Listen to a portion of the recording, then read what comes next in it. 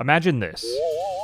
You've just finished a new game and have fallen completely in love with it. You've poured dozens of hours of your time and made memories that will last forever. Luck would have it, you learn that the game wasn't just enjoyed by you, but many others. So many, in fact, they decided to make a sequel. Now, like any sane individual would, you set out right away to get a copy and revisit the world and your favorite protagonist. You boot up the game, press start on the title screen, and find yourself back in the world just how you remembered it. But then, when you meet your protagonist again, your god-killing warrior or your world-saving hero, whoever they were by the end of the first, is no longer who they are anymore. For reasons out of your control, your beloved main character has fallen back to level 1.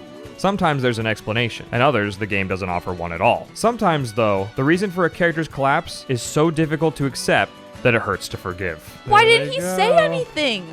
Why did he just go along with this? It's the downside of being a silent protagonist, Taryn. About a month ago, my girlfriend and I got into a conversation about games that start you with nothing. That discussion turned into a video, which got tons of awesome comments from all of you. This comment in particular caught our attention, and it immediately reminded me of Castlevania Symphony of the Night. The game begins right where Rondo of Blood left off, with Richter defeating Dracula. After a 4-year time skip, you take control of Alucard and investigate the return of Dracula's castle. Alucard is completely kitted out with all the best items and equipment, so the power trip of playing as maxed out Richter moments before doesn't stop with the change of character. The opening scene involves him sprinting through the forest before vaulting the drawbridge and easily entering the gates before they close behind him. You one-shot even the scariest enemies in the castle, and everything seems to be going well. Well, until... Alucard. What? Suddenly death appears, and kindly strips you of all your items and power-ups, and in an instant, you're back to punching skeletons with nothing but your bare hands. Castlevania gives you the power trip of a lifetime, and then yanks it away from you in the middle of your fun. But you know what? I understand why they had to do it. Death yeets all of my stuff, but I can get behind that. Now I have a reason to go get my stuff back and take revenge, which turns out to be a lot more fun than burning through everything in a single hit. Of course, that doesn't mean it doesn't hurt watching it happen. Castlevania handles this really well, because how do you expect them to make a game when you're already maxed out? I mean, you just save the world, have all the legendary gear, and for all intents and purposes are at the top of your game. Surely there's nothing a sequel could throw at you that would stand a chance against your previous save file. Which brings us to the problem. What the hell is there to do once you have it all?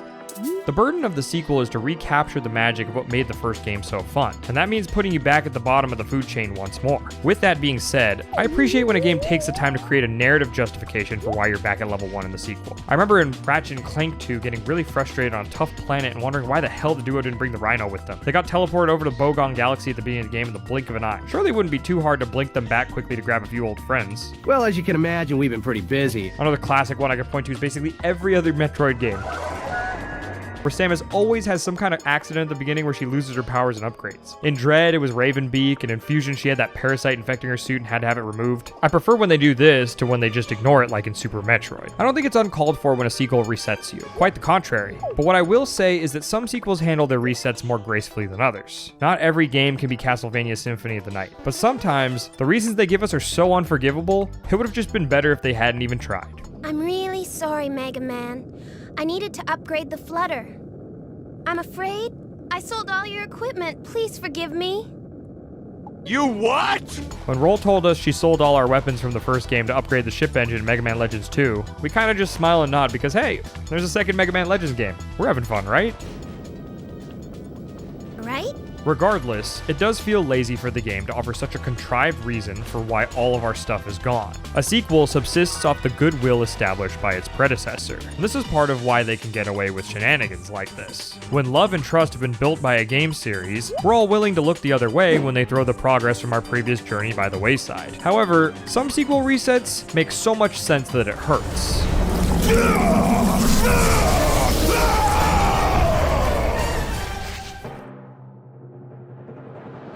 By the end of the original God of War, Kratos has performed the once thought impossible act of killing a god as a mortal by defeating Ares. With a throne on the seat of Olympus unoccupied, he's rewarded for his feat with the ascension as the new God of War, and the narrator closes us out with tales of his epic rule. Whenever men rode forth to battle for good cause or for evil, they did so under the watchful eye of the man who had defeated a god. As you might expect, when booting up God of War 2, I couldn't wait to finally play with the new godly powers we were teased with. I need no protection. For all intents and purposes, the inciting incident of the game delivers on those expectations. Kratos, along with the entire Spartan army, is on the verge of conquering the city of Rhodes. However, during the assault, an eagle betrays Kratos by reanimating a colossus with power it stole from him. Athena!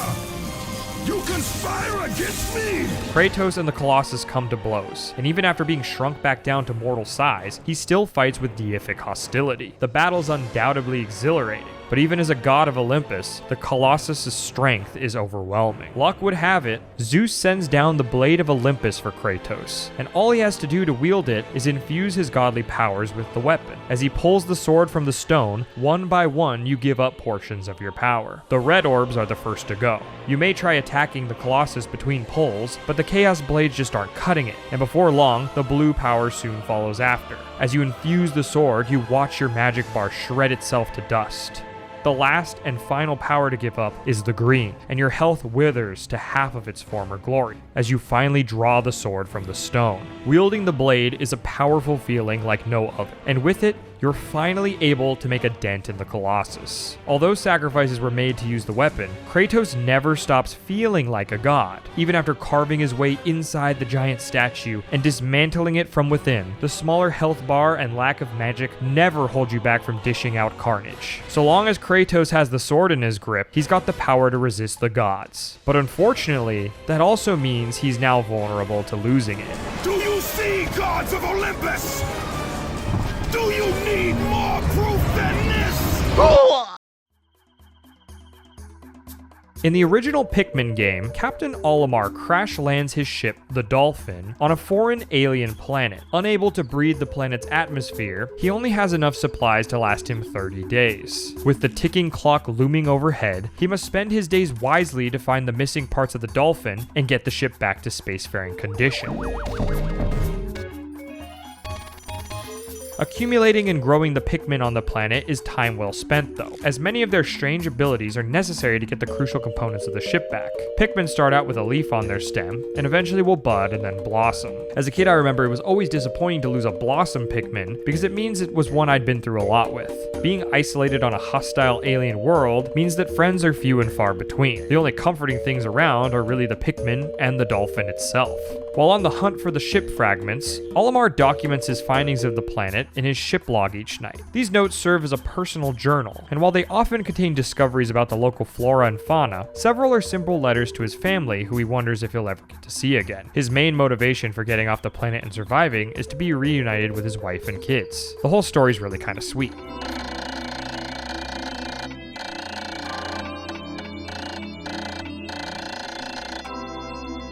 That's why it pains me so much to remember the intro of the sequel. Pikmin 2 picks up right where we left off in the best ending of Pikmin 1, the one where Olimar fully repairs his ship and sets course straight for his homeworld of Hakatate. Upon arrival, we're greeted by the president of his company, Hakatate Freight, who regretfully informs us that the company has come under hard times and has had to liquidate some of its assets. No sooner do we understand what that means before a passing saucer nabs up the Dolphin and takes it away. The very ship we'd grown so attached to while painstakingly reassembling it piece by piece during our first Pikmin adventure will never be seen again. Sora wakes up in Kingdom Hearts 2 finding himself in a blank room, yawning from a long nap. His powers and abilities have all been forgotten, and any recollection of how he got to where he was and why are missing as well. All he can recall is the events that took place up until the moments before the end of the first game. Let's see. We defeated Ansem. Yep. Restored peace to the world. Found Kairi. Oh yeah. And then we went to look for Riku. The amnesia trope is far from uncommon as a narrative tool in sequels, especially to justify a power reset. In many cases, if the story won't allow for a completely fresh protagonist, then the next best thing is wiping the memory of the one you played before. They say the Force can do terrible things to a mind.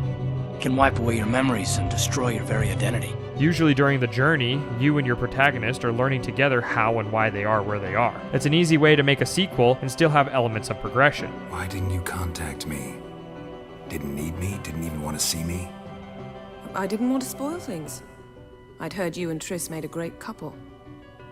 Yen, I'd lost my memory. Really? That's your excuse? Kingdom Hearts 2 is unique because it doesn't explain the amnesia at all, or at least the game doesn't feel like it has to. This is because they actually created an entire game to explain the reset in KH2, and that's great. If you've actually played it. I remember this from the beginning of number 2.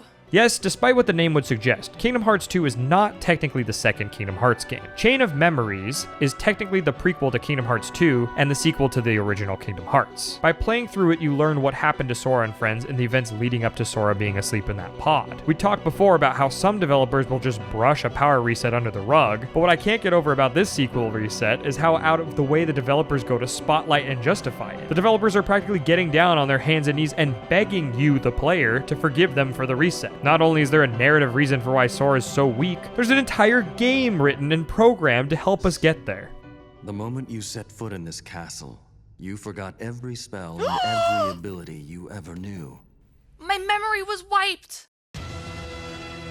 The prologue of God of War 2 plays out a lot like its own miniature story. Kratos was dealt a devastating final blow from the Colossus, which serves as a painful reminder of what it was once like to be mortal. Pouring all his power into a single sword came at a high price, and suddenly, getting back to the blade is all that matters. That's when it happens, though.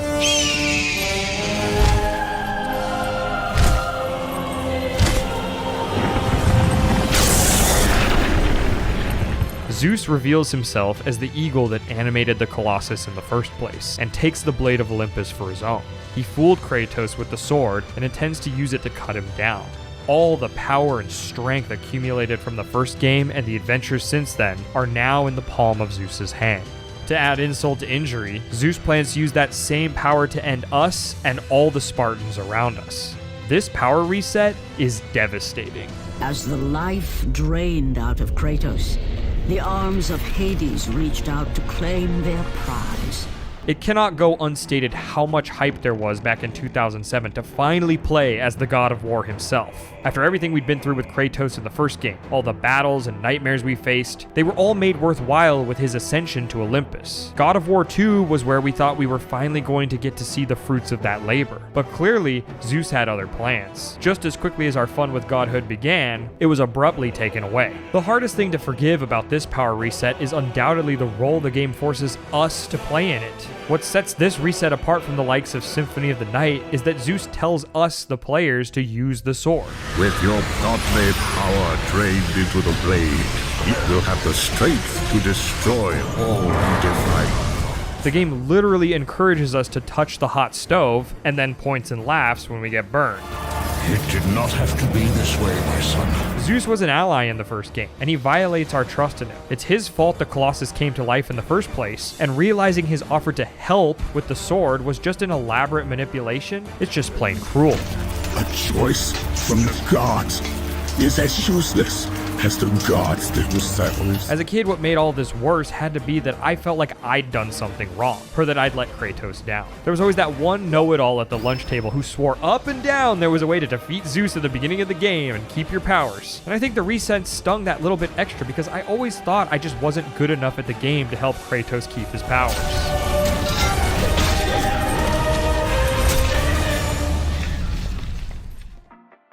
Losing my prized spaceship on Hagatate may have felt worse though, because it was completely out of my control. If that wasn't a big enough slap in the face, after analyzing a bottle cap Olimar brought back with him as a souvenir for his son, they discover the scrap is worth a lot of money. His employer sees this as a solution to their debt problem, and tasks Olimar with returning to the Pikmin planet to find more treasure. It just took the souvenir? So without even a glimpse of his wife and kids, Captain Olimar is immediately launched back into space, to the planet where he literally thought he was going to die, and all to make a quick buck for his greedy employer. Did he just steal the thing I brought back as a gift for my kid? This is bullshit. You found it on company time, Taryn. Not only do you lose the rocket ship you spend the entire first game rebuilding, but you also don't get to reunite with the family you thought you'd never see again. The first game's tone maintained a positive vibe despite the imminent danger of Olimar not getting to go home, but the second game just immediately opens with cold and ruthless capitalism. Did they literally get the brand name Duracell? Apparently. Is this product placement or did they steal that? All the warmth from the letters to his family in the first game gets sucked up into a vacuum of corporate greed in the second one. Yeah, no letters to our family this time, Taryn. Just a giant balance sheet. We don't get so much as a welcome home or glad you're okay, because all anyone cares about on Hakatate is money. Oh look, mail. It's not our wife and kids. It's our ruthless president. Honestly, I don't know what I feel more betrayed about. That my pride and joy ship was auctioned off to pay someone else's debts? Or how now I'm expected to risk my life once again to bail these people out of their financial crisis? By the way, a thank you for that bottle cap would have been nice, Mr. President. 7-Up. Wait a second. More product placement. The quenching emblem, Taryn. It genuinely upset me as a kid because I really liked the dolphin. That ship felt like my only connection to my homeworld and my family. Although after seeing Hakatate with my own eyes, I'm starting to think life on the Pikmin planet wasn't so bad after all. I guess not being able to breathe would have kind of sucked, but at least there's no loan sharks. I'm not gonna tell you how to do your business, but that's probably the much harder way to carry that. But like, you do you, guys. If it were me, I would have put it on its side and just rolled it, but God forbid someone gets squished. The injustice of Pikmin 2's reset is softened a bit by the fact we get to play more Pikmin. But hey, we got an ice area. This is kind of cool, right? Ooh, that's cool. That is cool. Like, we've got more Pikmin. Even still, soaring back to the planet we just came from, I always wondered what the incentive Hakatate Freight had for Captain Olimar to continue working with them. Maybe they offer dental. You'd think if they were that deep in debt though, before selling off my ship they could have sold those golden handcuffs first. You know what was nice about the dolphin, Taryn? What? It couldn't fucking talk. Chain of Memories takes place in Castle Oblivion. For each floor of the castle that Sora climbs, he loses some of his memories from the previous game, and by the end, his head is a complete wreck. After defeating the final boss, he agrees to have his memories stitched back together, but with the understanding he won't remember any of what happened here. And at the risk of going too many layers deep, there's also a power reset at the beginning of Chain of Memories. That one can at least be explained by the card system. It's the Disney Yu-Gi-Oh! Crossover we can only dream of, but trading card battles means that Sora's weak until he collects the cards and builds out a proper deck. Got it memorized? Oh my god. Oh my god. I love zero cards! Anyways, it's undeniably ambitious of them to make an entire separate game to explain the power reset of the anticipated sequel. What I find so unforgivable about Chains, though, is that I played Kingdom Hearts 2 without ever even knowing that it existed. A lot of people were in the same boat with me and felt like they were kind of on the hook the entire game, waiting for some clarity on what the deal with the cryosleep caskets from the beginning was. What the hell is going on? Even toward the end of the story's climax, when I discovered the rooms with the pods, I felt like I was finally going to get some answers, only to beat the game and still feel like I was missing some important plot details. You know, because I was. So how did I manage to miss an entire game?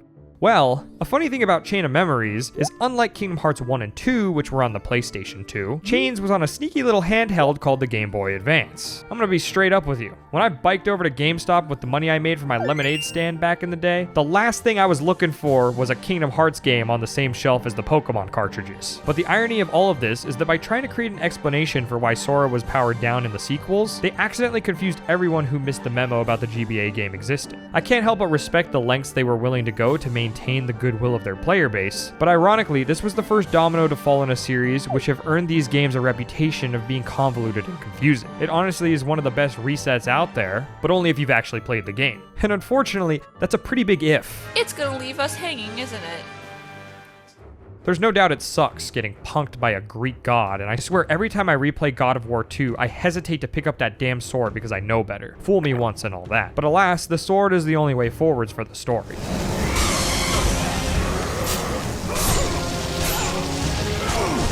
The reality is that Zeus made things personal, and that's why his betrayal is so cutting. So cutting, in fact, that we all literally invest our time into not one, but 2 entire games to finally get revenge on the old bastard. And that's not something I regret for a second after what he does here. Playing the first 3 God of War games is time well spent, but it is funny to think that this all could have been a lot easier had Kratos started his gloating just a couple of steps to the right. For all of this talk of sequels resetting you, there hasn't been any mentions of the games that don't. In some ways, not resetting a player is a gutsy move because of the implications it means for the gameplay. If done poorly, it can lead to the game feeling too samey, but when done well, it can make the 2 games feel more contiguous, almost playing out like a massive DLC. Baldur's Gate 2 is interesting because it allows you to import your characters from the first Baldur's Gate and use them to play through the campaign. The second game is scaled off of where you left off in the first anyways, so you don't start out too powerful and have lots of new things to discover as you go forwards. Probably one of the most interesting taunting examples I could come up with was Golden Sun and its sequel. These games were for the Game Boy Advance and actually allowed you to carry over all your progress from the first to the second. The second game follows a new party of characters who all start at base level, but as they level up and progress through the game, they eventually meet up with your party from the first one. By then, they should be at or around the level your party was by the end of the original. You can bring many of your items and Jin from your original cartridge to the new one, and although much of it gets outclassed pretty quickly, just the fact you can do it in the first place is really cool, and on the GBA no less. Both of these games have a tremendous amount of respect for your love of their series. They clearly respect the time you sunk into the original and want to maintain that goodwill. The burden of producing something new and exciting is always the challenge of a compelling sequel. Garrett joined your party. Classic RPG, and he just disappears inside of me. I was about to say, where the hell did he go? Earlier I joked that when a reset was bad, I wish they hadn't even tried. But the reality is that some sequels actually don't try. As unforgivable as sequel power resets can feel, the fact of the matter is that the sequels that respect their predecessors the most are often the ones that try and justify things and give players a reason for them. My ship! My Joker! Did I just die? Mass Effect 2 is not messing around! As frustrating as getting backstabbed by Zeus was, how disappointing would God of War 2 have been if we'd just begun the game as a god, but with completely flaccid powers in the prologue? In the same vein, you'd be scratching your head wondering why Olimar returned to the Pikmin planet if the second game was just another crash landing. Did he learn nothing from his first experience? And although Kingdom Hearts feels like a convoluted mess if you haven't played Chains, when you do, it adds some really charming and interesting context to KH2's journey. Resetting the player is a necessary evil of engaging with a sequel. Not everything can pull off a Golden Sun or Baldur's Gate. The fact of the matter is, some really good games are guilty of the more heavy-handed resets. And I know it feels like we should hold them accountable, but sometimes they're just so fun we can ignore how brazenly they go about starting us back at 1. Boy, that new engine sure is something. Completely different from the old one. Well, it was expensive, but it was worth it. The very fact that you're engaging with a sequel means you've built some kind of relationship with the game series. As painful as some of the resets talked about here are, we ought to celebrate that a game cared enough about our time to even ask for forgiveness in the first place. In an era where games seem to respect our time less and less, it was refreshing to look back and appreciate how resets were handled. There was a clear attempt to justify the times players invested into their games, and even the harshest resets were in pursuit of player understanding. Relationships have their ups and downs, but the most important part of loving anything is being able to forgive it.